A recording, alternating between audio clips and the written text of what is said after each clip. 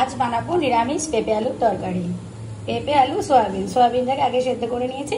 পেঁপে আর আলু আমার সেদ্ধ হচ্ছে। মিক্সি জারের মধ্যে নিয়ে নিয়েছি আদা, কাঁচা লঙ্কা, একটা বড় সাইজের টমেটো। এটাকে পেস্ট করে নেবো। আলু পেঁপে সেদ্ধ হয়ে গেছে, কড়া বসিয়ে নিয়েছি, দিয়ে দেবো সরষের তেল। তেলের মধ্যে দিয়ে দিয়েছি গোটা জিরে আর তেজপাতা।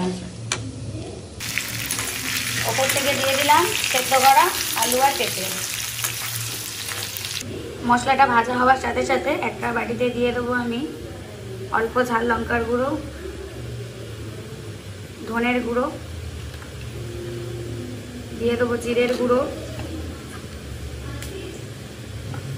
দিয়ে দেবো পরিমাণ মতন হলুদ গুঁড়ো,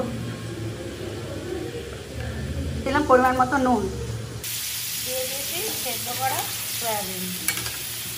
সোয়াবিন দিয়েও ভালো করে ভেজে নিয়েছি। এবার দিয়ে দেবো আদা, টমেটো, কাঁচা লঙ্কা বাটা, দিয়ে আবার এখন কষবো। সুন্দরভাবে ফুটছে। এবারে আমি দিয়ে দেবো ভিজিয়ে রাখা মশলাটা।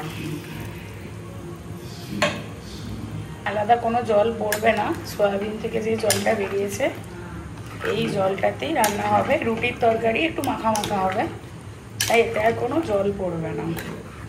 এখন ভালো করে আলুটা আর পেঁপেটা সেদ্ধ হয়ে গেলে, ঝোলটা ফুটে গেলে চিনি দিয়ে আর ঘি দিয়ে নামিয়ে নেবো।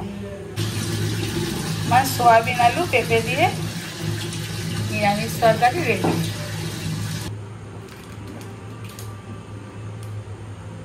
এবার আমি দিয়ে দেবো ওপর থেকে ঘি।